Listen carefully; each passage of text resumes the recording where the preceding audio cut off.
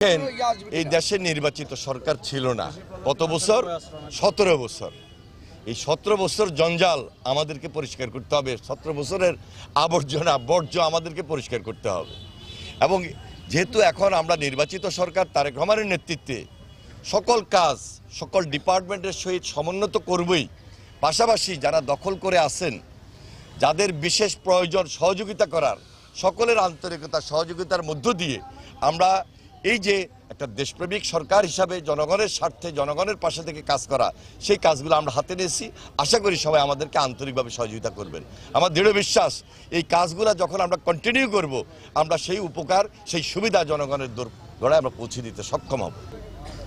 16ই March আমাদের মাননীয় প্রধানমন্ত্রী জনাব তারেক রহমান দিনাজপুরে কাহারুল উপজেলায় সাহাপাড়া খাল খননের উদ্বোধনের মাধ্যমেই এই কর্মসূচি শুরু করছেন।